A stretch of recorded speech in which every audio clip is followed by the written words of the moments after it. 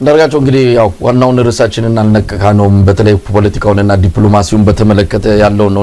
አንድ ጉዳይ ላይ አስተያየት መስጠት ከተቻለ ምርጫን በተመለከተ ያነሳቸው ነገሮች አሉ። የሀገሪቱ የጸጥታና አጠቃላይ ሁኔታ ፋኖን በተመለከተ በቀጥታ ፋኖን ባይጠቅስም ግን አገር ቤት ያለውን ትግል 3 እና 4 ሽፍቶች ጫካ ስለገቡ ብሎ ለማሳነስ ሄደበት ርቀት እንግዲህ አሁን ላይ የዓለም አቀፉ የቀይ መስቀል ኮሚቴ ጭምር የገባበትና ምርኮኞችን እየሰጠ ያለበት ቁስለኞችን ተረክቦ ያሳከመ ባለበት ሁኔታ መደበቅ የማይቻል ነገር አንዳንዴ መደበቅ የማይቻልንም ለመደበቅ የሚሄድበት ርቀት በራሱ የሰውየውን እንደው ከኡነታ ጋር ፈጽሞ የተፋታ መሆኑን በደንብ የሚታይ ነው።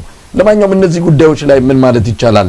እንግዲህ ያው በዛ ወደ ፖለቲካውም እና በተለይ ዲፕሎማሲው ላይ ያተኮረው ነው የምንገባው። ኤርትራን በተመለከተ ያቀረባቸው ንግግሮች አሉ። አንዳንድ ጊዜ እውነት ዲፕሎማሲ ምንድነው በአንድ በመሪ ደረጃ ተራ ፌስቡክ ላይ ያሉ ወይም ደግሞ ዲጂታል ሰራዊት አክቲቪስቶች መናገር ቢችሉ አይፈረድም። ግን መሪ ሆኖ አንድ መሪ መናገር የሚገባው ልክ አለ፣ ደርዝ አለው። ሁሉም ነገር ተመጥኖና ነገሮችን አይቶ ነው እንደው የሆነ ነገር መጣ ተብሎ ዝም ብሎ በፈንጩና ምንድነው ፍጩ አይነት አካይድ የሚደረግ ንግግር አይደለም ከአብይ የሚጠበቀው። ግን እሱ ከዛም ባነሰ የመንደር ጎረምሳ አይነት ባሪ ታየበት ነው ይመስለው። እንደው እዚህ ላይ ምን ማለት ይችላል አንዳርጋቸው? ለክነ ኢኮኖሚው በፖለቲካ ጉዳይም ላይ ተመሳሳይ የሆነ መከራከሪያ ነው ማቀርበው። የተወሰኑ ውሸት የተሞላቸው ነጥቦች አካቶ ስለተናገረ እነሱን በማመላከት ሌላ የሚናገረው ነገር በሙሉ ውሸት መሆኑን መደምደም ይቻላል የሚል ነገር ነው። ደግሞ መረጃ ያላቸው ተጨባጭነት ያላቸው ነገሮች ላይ በፊት ለፊት አይኑን ከፍቶ ያዋሸበት ሁኔታ አለ። አሁን ለምሳሌ ያክል እያወቀ ነው ኢሰፓ የሚባል ድርጅት ተመዝግቦ የተንቀሳቀሰ አይደለም። ኢንፋክት በብርቱካን ፊርማ በወጣ ደብዳቤ ነው ኢሰፓ የሚባል ድርጅት እንደ ድርጅት ተቋቁሞ መንቀሳቀስ የማይችል መሆኑን ላስገባው ማመልከቻ ምላሽ የተሰጠ። ኢሃፓ በተመለከተም እኔ በመጣሁበት ዘመን ነው ኢሃፓ የሚባል ድርጅት መንቀሳቀስ የጀመረው። ኢሃፓ እንደ ሌሎቹ ድርጅቶች ተለጣፊ ሆኖ ይዛ ምንም ትርጉም በሌለው መንገድ የሚሰራ ድርጅት ሆኖ ለመንቀሳቀስ ቢፈልግ እኮ በኢህአዴግ ጊዜ አልተከለከለም። ኢሃፓ አቋሙ የከረረ በመሆኑ ልክ እንደ ግንቦት ሰባትም እኮ አይንቀሳቀስም ነበር ኢትዮጵያ ውስጥ እኮ። ሌሎችም ድርጅቶች ውጪ የሚንቀሳቀሱት በኋላ የገቡት እኮ አይንቀሳቀሱም። ለኢሃፓ ብቻ አይደለም ኢትዮጵያ ውስጥ ገብቶ አለመንቀሳቀስ ሀቅ የነበረው። ያ ግን በአዋጅ የተከለከለ በመሆኑ አልነበረም። እሱንም በአዋጅ የተከለከለ የነበረና ኢሃፓ እንዲንቀሳቀስ እድል የከፈትኩት እኔ ነኝ ብሎ ተናገረ። ይሄ አንድ ትልቅ አይኑን ያወጣ ውሸት ነው። ሌላ ከዚህ ጋር ተያይዞ በዛ ስብሰባ ላይ ያቀረበው ውሸት ድሬዳዋን በተመለከተ ያቀረበው ነገር ነው። ድሬዳዋ በሁለቱ ማህበረሰቦች መካከል በተነሳ አለመግባባት የተነሳ ከኦሮሚያ ክልል አካልነት ወደ ራስ ገዝነት ዞራለች ብሎ የተናገራሉ። ይሄ ውሸት ነው። ድሬዳዋ የኦሮሚያ ክልል አካል ሆነ አታውቅም። ይሄን በተመለከተም አንድ የሶማሌ ድርጅት ለኔ ፎርዋርድ ያደረገልኝ መግለጫ አውጥቷል። በዝርዝር አስቀምጧል። በመረጃም የሌለ ነገር ነው የሚያወራ ያለው። ይሄንንም አይነት ነገር ለምን እንደተናገረም አይገባኝም ያለው። ኮርስ ምን ያለው መርዛማ የሆነ ንግግር ነው። ይሄንን ያልሆነ ነገር እንደነበር አድርጎ ነገ ጠዋት እሷንም ክሌም ለማድረግ የኦሮሞ ፒፒ ቢፈልግ መነሻ ያለው አድርጎ ለማቅረብ አስቦ ሊሆን ይችላል ብዬ ነው አስበውና መርዘኛ ነው የሚልህ ለዚህ ነው። ሌላው የዋሻው ነገር አንተ ቅድም ያልከው ነገር ነው። እውነት 3 ሰዎች ናቸው እንደ በየወረዳው በየዞኑ ጠመንጃ አንስተው ታች ላይ የሚሉ ሽፍቶች ያሉት አሁን አማራ ክልል ውስጥ ይሄ በመረጃ በከፍተኛ መረጃ አደባባይ የታየን ነገር በዚህ ደረጃ ከዋሸ ፖለቲካውን አስመልክቶ የሚናገራቸው በተለይ በፍላጎት ደረጃ የሚያወራቸው እኛ በማስረጃ መደገፍ አንችልም፣ ምክንያቱም ፍላጎቱን ውስጥ ገብተን ማየት አንችልም ብለን ማስቀመጥ ስለማንችል ሌሎችም ስለሚከራከሩ በመታቃላችሁ ፍላጎቱ እንዲህ ሊሆን ይችላል ብለው ለሚከራከሩን የሚያቀርባቸው ነገሮች በመረጃ የተደገፉትን እስከዋሸን ድረስ በጎ ፍላጎት አለኝ ብሎ የሚያቀርባቸውንም ነገሮች ውሸት ናቸው ብለን ለመደምደም በደንብ ነው የምንችላለን። እንዴት አድርገን አንዱ ውሸታም በነበሩ እስር ቤቱን በሙሉ ሰላማዊ ትግል ባደረጉ ሰዎች ሞልቶ በጋዜጠኞች ሞልቶ ሰላማዊ ትግል በኢትዮጵያ ውስጥ ያልተከለከለ ነገር ነው። የጠፋው ሐሳብ ብቻ ነው። ሐሳባቸውን ስለገለጹ እኮ ነው ሰዎች እስር ቤት የገቡት። በጣም የሚገርም ነገር እኔ ከወጣው በኋላ ስልክ ደውሎ ለአገር ቤት ተመለስ ሲለኝ ያለኝ ነገር ምንድነው ሐሳብን እንደፈለክ እየጻፍክ እየተናገርክ ከዛም አልፎ እየተሳደብክ ለመኖር የምትችልበት ሁኔታ እኔ ጋራንቲ ሰጣለሁ ነው ያለኝ። እና በዛን ዕለት እኔ ያልኩት እኔ እኮ ስለኔ አይደለም ወራው እስር ቤት እኮ እየተጣበበ ነው ሐሳባቸውን በገለጹ ሰዎች እኔ ምንድነኝና ነው የተለየ ትሪትመንት የምትሰጠኝ? እኔ ከሀገር የወጣሁበት ምክንያት እኮ የግል ጉዳይ አይደለም ብዬ ነው ተመልሶ ወደ ሌላ ነገር እኔ ፖለቲካ ላወራ አይደለም ብሎ ተመልሶ ይሄንኑ ጉዳይ ነው ዛሬም እዚህ ምክር ቤት ውስጥ እንደሚቻል አድርጎ ክልክል እንዳልሆነ አድርጎ እስር ቤቱን በእስረኞች አጣቦ የያዘበት ሁኔታ ነው። በሰላማዊ ሌላ ያደረጉት ነገር ምን አለ? እነ መስከረም አበራ፣ እነ ክርስቲያን ታደለ፣ እነ ዮሐንስ ያለው ምንድነው ያደረጉት? ያለው ምንም እኮ ያደረጉት ነገር የለም። በስር ደረጃ ብቻ አይደለም አሰቃቂ በሆነ የስር ደረጃ እየማቀቁ ያለው ሐሳባቸው ስለገለጹ ነው። ነገር ግን እሱን እንደውም እዚህ ላይ አንድ ነገር ለመናገር ግርም ያለ ነገር አለ። እነዚህን ሰዎች ከፋኖ ከምናምን ጋር አያይዞ ነው ከሰስኩ እያለ ያለው እንደው የፈለገውን ነገር እንደው ዝም ብዬ አንስቼ እዚህ ላይ የማቀርብልህ ነገር እንደው የፈለገውን ነገር ከነፍጥ ካነሱ አካላት ጋር ግንኙነት ነበራቸው ይባል። እንደው ስታስበው እነዚህ ሰዎች ከስብሃት ነጋ ከጌታቸው ረዳ ከጀነራል ጻድቃን ዛሬ አጠገቡ በእጁ ይዟቸው ከሚሄዱ ሰዎች የበለጠ ወንጀልና ጥፋት አጥፍተው ነው በዚህ ደረጃ በቀል በሞላው ስሜት እስር ቤት ውስጥ ሐኪም ቤት እንኳን ሄደው መታከም በማይችሉበት ደረጃ ቤተሰቦቻቸው በስነ ስርዓትና በወግ እንዳያቸው ያደረገ እንዲማቅቁ የሚያደርገው በምን ምክንያት ነው? እኔ እስከሚገባኝ ድረስ በሙሉ እነዚህ እስረኞች ሐሳባቸውን ነው የገለጹት ያለው። ክርስቲያን ታደለ ፓርላማ በተናገረው ንግግር ነው እስር ቤት የገባው ያለው። የት ቦታ ነው ታዲያ ሐሳብን በነጻ የመግለጽ በነጻ የመንቀላቀል? ይሄም ውሸት ነው። ስለዚህ ብዙዎቹ ነገሮች ውስጥ ገብተን በዝርዝር ማውራት ያለብን አይመስለኝም ያለው። በርካታ ውሸት ላይ የተመሰረቱ ነገሮች ስለተናገረ ሌሎቹም በሙሉ ከፖለቲካው ጋር ተያይዞ ይሰራሉ የምመኘው ነገር ነው ምናምን ነገር ያለውን ነገር በሙሉ ውሸት አድርገን መውሰድ ይችላል። አሁን ፓርላማው ጥቂት ሰዎች ቢጨምሩበት እንደው ተቃዋሚዎች ቢገቡበት ትንሽ ውበት እኮ ድምቀት ይኖረዋል ብሎ ተናገረ። የሚገርም ፓርላማውን ውስጥ ተቃዋሚዎች እንዲገቡ የሚል ያለው ተቃዋሚዎች በስነ ስርዓቱ ተወዳድረው አሸንፈው በፓርላማ ውስጥ መብት ኖሯቸው መሳተፍ ጉዳይ አይደለም። የሱም ፓርላማ እንዲያደምቁ ለማድረግ ነው ፍላጎቱ። እዚህ ላይ አንድ ነገር ልንገርህ እስከዛሬ ድረስ ተናግሬ የማላውቀው እንግዲህ ተመልከት በደንብ ህዝብ እንዲያዳምጠኝ ፈልጋለሁ ምን አይነት ሰው እንደሆነ ሰውዬ። ብርሃኑ ተወዳድሮ የተሸነፈ ዕለት ምን አለኛ በይ እኔ እኮ ብርቱካንን ጠይቂያት ነበር እዛ የነበረው ምርጫ ሪግ ተደርጎ ብርሃኑ ተመርጧል። የምርጫ ውጤት ተጭበርብሮ ብርሃኑ ፓርላማ እንዲገባ እሷ ቆምቢ ብላይ ነው አለኝ። እንግዲህ አስብ አሁን የቀደም በቀደም ይህንን ነገር ፓርላማ ውስጥ ተቃዋሚዎች እንዲገቡ እንዳው ፓርላማውን እኮ ያሳምሩታል ያደምቁታል ሲል በሚቀጥለው ምርጫ ወደዳችሁም ጠላችሁ አንዳርጋቸው እዚህ ጋር ምን ተረዳው? እውነት አብይ ቢፈልግ ማድረግ አቅቶት ወይስ የሆነ ተንኮል አስቦ ነው? ምናልባት እዚህ ላይ እንደው ትንሽ ብትናገርበት ጥሩ ነው። ምን መሰለህ መሳይ ይሄ ሰው ለተለያዩ ሰዎች የተናገራቸውን ነገሮች ግምት ውስጥ ካስገባ ይሄንን እኔን ሲያገኘኝ ዝም ብሎ ፈጥሮ የተናገረው ሊሆን ይችላል ያለው። በቃ እንዴ እኔ እኮ በጣም ይከብደኛል አንዳንድ ቃላት እንዳልጠቀም ሰውየው ላይ እውነቴን ነው ስለሚከብደኝ ነው። ይሄንን እንደዚህ ብሎ ነገረኝ። አሁን እንዳልከው አሁን ሜቢ ብርቱካንን ያናገራትም አይመስለኝም ነው ማለት ያለው። ባናግራትም በዚህ መንገድ ምርጫውን ውጤት እንቀይርና ብርሃኑን እናስገባው ቢላትም እሺ ማትለው እንደሆነ ይገባኛል። ነገር ግን እሱ ከፈለገ ከብርሃኑ የተወዳደረበት ቦታ እኮ ያሉትን የሴፍቲ ነት የሱን መራጮች በሙሉ አስቀድሞ በፓርቲው መዋቅር እኮ የኛን ሰው አትምረጡ ብርሃኑን ምረጡት ማለት ይችላል እኮ ከፈለገ። አሁንም እኮ ማድረግ ይችላል። አሁን እነበለጠ ሞላን ከፈለገ ፓርላማ ውስጥ እንዲገቡለት እነብርሃኑ ከፈለገ እንደ ፓርቲም ተወዳድረው ነው ማለት ያለው በሴፍቲ ኔት የያዛቸውን መራጮች በሙሉ ነው የፓርቲ ሰዎችን በሙሉ በየከተማው ያሉትን በዚህ ቀጠና የምትመርጡት በለጠ ሞላን ብርሃኑ ነጋን ምናምን ነው ብሎ እኮ መመሪያ ሰጥተው አስመርጧቸው ፓርላማ ሊያስገባቸው ይችላል። ምን ችግር አለ? ከፈለገም የምርጫ ውጤቱን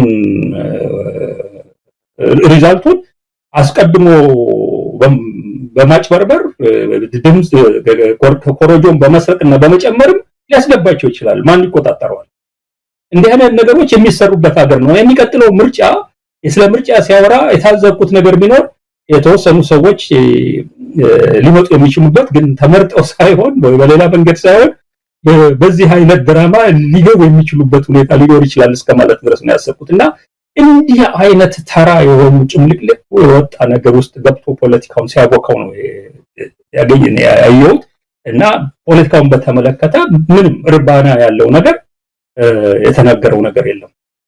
ተጠብቅ የነበረው እንደው አንዳንድ ሰዎች እንኳን አይደለም የጠበቁት ያለው አንዳንድ ሰዎች የጠበቁት የዋ ሰዎች የጠበቁት አዲስ አመት ነው የመጣው በአዲስ መንፈስ በአዲስ ማመን የፖለቲካ እስረኞችን ፈቶ የተወሰኑ ነገሮች አድርጎ ፖለቲካውን አይደለም ለሱ በሚጠቅመው መንገድም እንኳን እንደው ግን ሳኒታይዝ ለማድረግ ትንሽ መልክ ያለው ነገር አለው ብሎ ለማሰብ የሚያደርገው ነገር ይኖራል ብሎ ያሰቡ ሰዎች ነበሩ።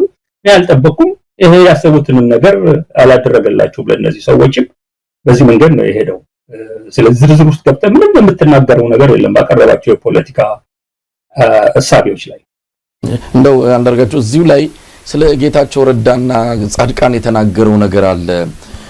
እንደው ማን ይጠብቃል ጌታቸው ረዳና ከጻድቃን ጋር እኔ ስታይ ይሄ እንደዚህ አይነት ነገር እኮ ያልተለመደ ነው ብሎ እሱን በጣም ወደ ሰፊ ያ ሁሉ ጌታቸው ረዳ እንደዛ ከፍና ዝቅ ሲያደርግ እንዳልነበረ እውነት ለመናገር አሁንም ቢሆን የኢትዮጵያ ሕዝብ ስለ አብይ አህመድ ማወቅ ካለበት ጌታቸው ረዳ የተናገረውን ከአርካይቭ ላይ ፈልጎ ማዳመጥ አለበት። ትክክለኛው አብይ ጌታቸው ያን የተናገረው ነው።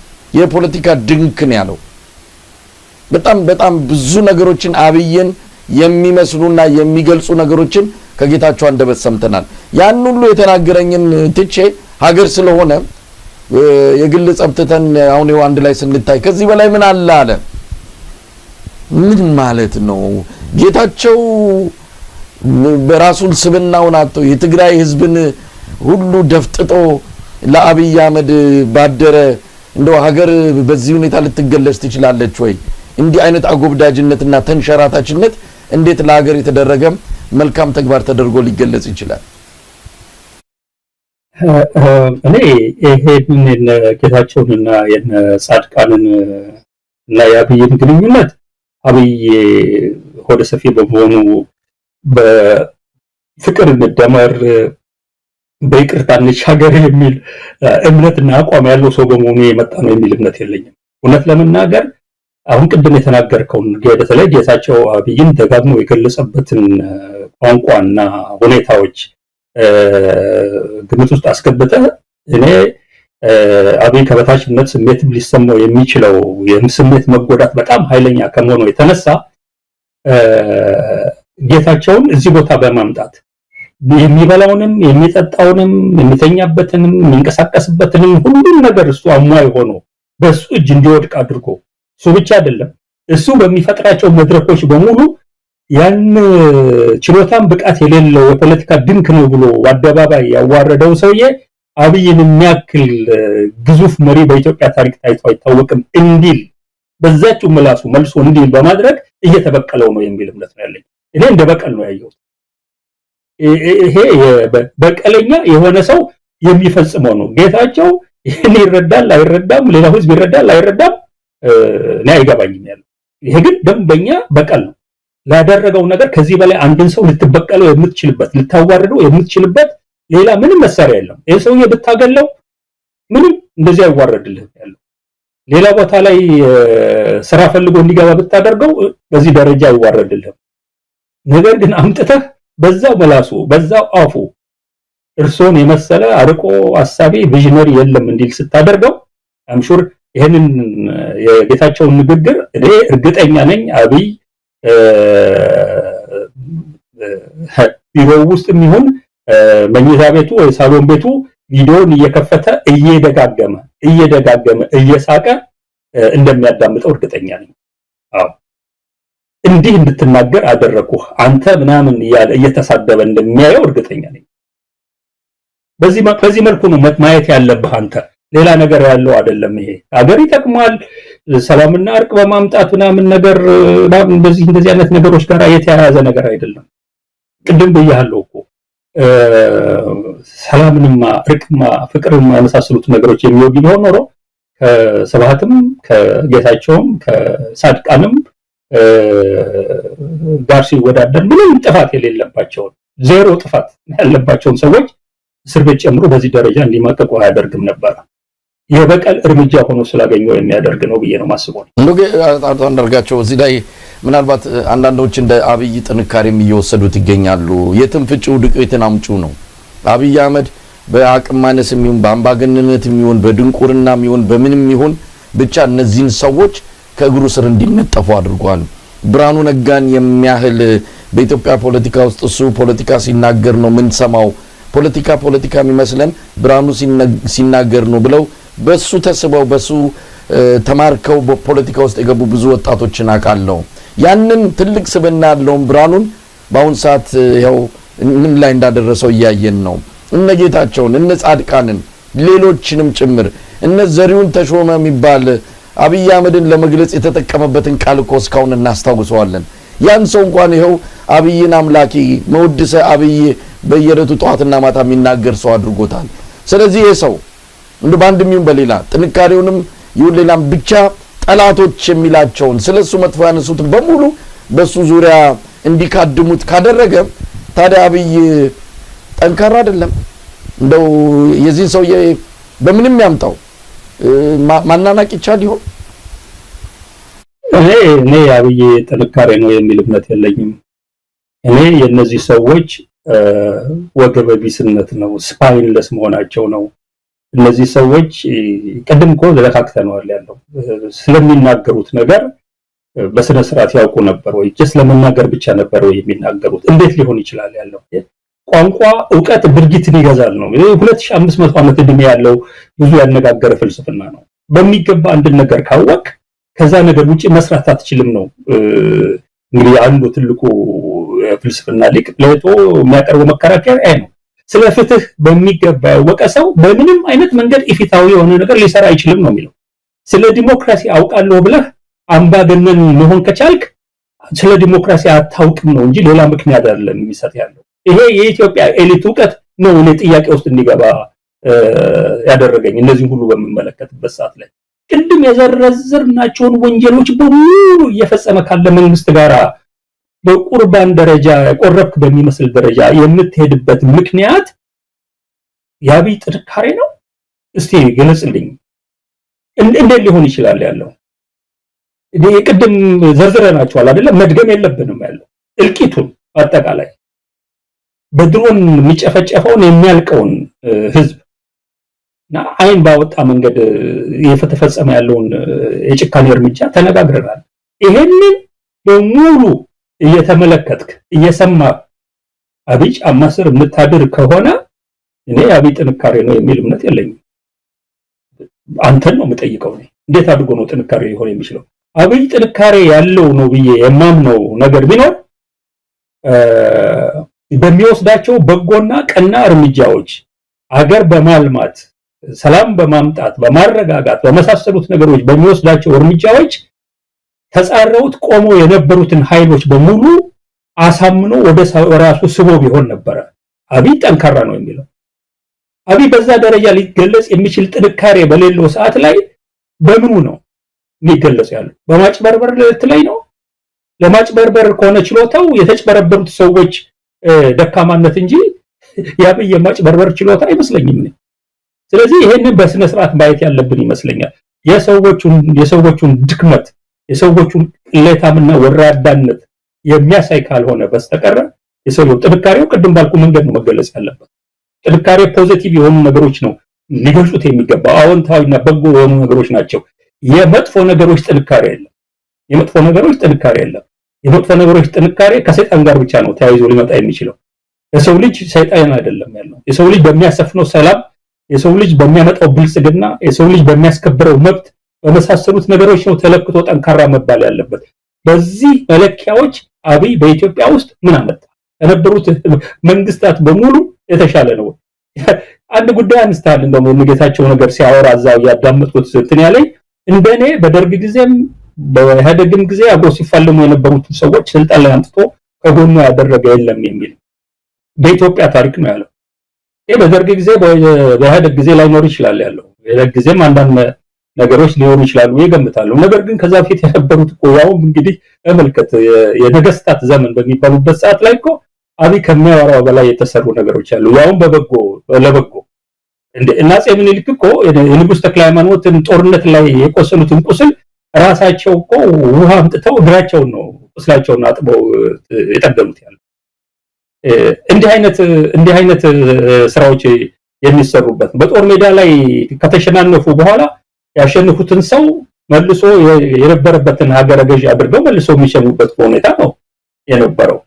በጦር ሜዳ የተማረከን ሰው የመከላከያ ሚኒስቴራቸው አድርገው እስከመሾም የሄዱበት ሁኔታ ነው የምትመለከተው።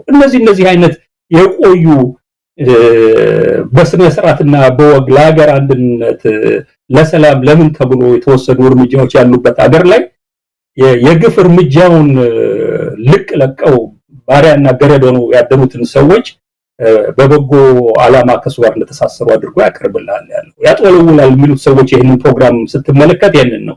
እኔ ግን ሳልወድ በግድ ማዳመጥ ስላለብኝ ሁሉንም አዳምጨዋለሁ እያጥወለወለኝ። አንዳርጋቸው እንግዲህ ከኤርትራ ጋር በተያዘ ከአጠቃላይ ዲፕሎማሲውን አብረን እንድንመለከተው እንችላለን። የኢትዮጵያ ዲፕሎማሲ የት ነው ያለው? አብይ አህመድ ዛሬ በኢትዮጵያ ሰማይ ላይ በኢትዮጵያ ምድር ላይ አንድ የሆነ መስመር አስምሯል። ያንን መስመር ያልተከተለ ባዳ ነው፣ የተከተለ ደግሞ አርበኛ ነው የሚል ብያኔ እንዲሰጥ እያደረገ ነው። ያ መስመር የብልጽግና መስመር ነው። ኢትዮጵያ ያሰመረችው አይደለም። ከኢትዮጵያ ጥቅም አንፃር ዘላቂ ጥቅም ከግራ ጎን ከላይ ከታች በደንብ ተሰልቶ የተሰመረ መስመር አይደለም። አብይ አህመድ ያሰመረው ነው። አንዳንዶች ይገርመኛል፣ የአንዳንዶችንም የፖለቲካ አቅምና ግንዛቤ እንድንጠይቅ አድርጎናል። ከብልጽግና ውጪ ያሉ ገና የአሰብ ጉዳይ የባህር በር ጉዳይ ተነሳ ብለው ከአብይ ጋር አብረን ከበሮ ካልደለቅን ብለው ግድ የለም ይሄን ነገር በሰከነ መልኩ እንመልከት ብሎ ደሳለኝም በፓርላማ ሲጠይቅ አሁን ላይ ደሳለኝን የኤርትራን ባንዲራ አልብሶ የኤርትራ ወኪል እያደረጉ እዚህም እዚያም ስሙን የሚያጎድፉ ሰዎችን ስንመለከት እውነት ለመናገር የሆነማ የተሳሳተው ነገር አለ። አብይ ብቻ አይደለም፣ በሌሎችም አካባቢዎች ስለ ነገሮች ያላቸው ግንዛቤ ነገሮች እንዴት ነው የሚታዩት? ይሄ የቃቃ ጫወታ አይደለም። አሰብም ባህር በርንም በተመለከተ እንዴት ነው የምንመለከተው? እንዴት ነው የምናየው? ከኢትዮጵያ ዘላቂ ጥቅም አንፃር አሁን ዓለም ከደረሰበት ከህግ ከተለያዩ ነገሮች አንፃር እንዴት ነው የምናየው? አይደለም አብይ አህመድ ሲጮህ አብሮ የሚጮህ ከፍ አድርጎ ድምጹን ሲያሰማም አብሮ ከፍ አድርጎ አፉን የሚከፍት እንጂ ነገሮችን በጥሞና የሚመለከት በሌላም አካባቢ ያሉትን ሰዎች እየታዘበን ያለ ነው። ለማንኛውም ከዚህ አንፃር ያለውን አጠቃላይ ሁኔታ እንዴት ታየዋለም? ኤርትራን በዛ ደረጃ ሲገልጻት ስለ ኤርትራ የተለየ ነገር ኖሮን አይደለም። ከራሱ አንደበት ራሱ የተናገረውን የሱ ጀነራሎች የተናገሩትን ያን በዛ በምጥ ወቅት እዛ ቀበሮ ጉድጓድ ውስጥ አብረን የጀነራል አበባው ታደሰን ቃል እዚህ ላይ መድገም አልፈልግም። በዛ ደረጃ የኤርትራን ወታደሮችና ኤርትራን የገለጸበት እነ ሬድዋን ሁሴን እነ ጀነራል ማመር ተሰማ እነዚህ ሰዎች ያሉትን እንግዲህ በአርካይቭ የተቀመጠ ነው። ሰው ፈልጎ መስማት ይችላል። ዛሬ አብይ አህመድ እዛ ሶማሌላንድ ሄዶ ቁማር ተበልቶ አንካራ ሄዶ ሌላ ቁማር ተበልቶ ዛሬ ደግሞ ይህንን ይዞ ሲመጣ አብረን ከበሮ ካልመታን እኛ ኢትዮጵያዊ አይደለንም እኛ ባንዳንን የሚል የሆነ መስመር እየተሰመረ ነው። ለማንኛውም በዚህ ዙሪያ ያለ ምልከታ ምንድነው? ፓርላማ ላይ ብዙ ነገር አንስቷል አብይ አህመድ። እንግዲህ ዋናው ነገር ይሄ ትልቁ ጉዳያችንና መሰረታዊ በሆነ መንገድ እስቲ አብይም ሐሳብ የላቸውም ይላል የሱ ደጋፊዎችም ይሄንን የሚያምኑ ስለሚመስለኝ በተወሰነ ደረጃ ወደ መሰረታዊ ወደ ሆኑ ከዲፕሎማሲ ጉልበት ጋር የተያያዙ ነጥቦችን እናንሳ። ዋናው ትልቁ ነገር አንድ አገር የመሰረታዊ የሆነ የፖለቲካ የዲፕሎማሲ አቅም ልትገነባ የምትችለው የረቀቁ የዲፕሎማሲ ሰዎች ስላሏት አይደለም። ሲጀምር ችሎታ ብቃት ያላቸው የሚጠቅሙት ነገር አለ። እነሱ የአንድ ሀገር ትልቁ ጉልበት የዲፕሎማሲ ጉልበት የሚመነጨው በሀገሩ ውስጥ ካለው አጠቃላይ ሁኔታ ነው። ብዙ ሰዎች እንደውም ይሳሳታሉ። አሁን የአፄ ኃይለሥላሴ ዲፕሎማቶች ችሎታ ነበራቸው ይሉሃል እና በዛ ችሎታቸው ኢትዮጵያን በዓለም አቀፍ መድረክ እንድትሰማ ለማድረግ ችለዋል ምናምን ይሉሃል። ያለው አሁን ችሎታ በተከታታይ ከመጡ መንግስታት ዲፕሎማቶች የበለጠ ችሎታ የነበራቸው ሰዎች ነበሩ።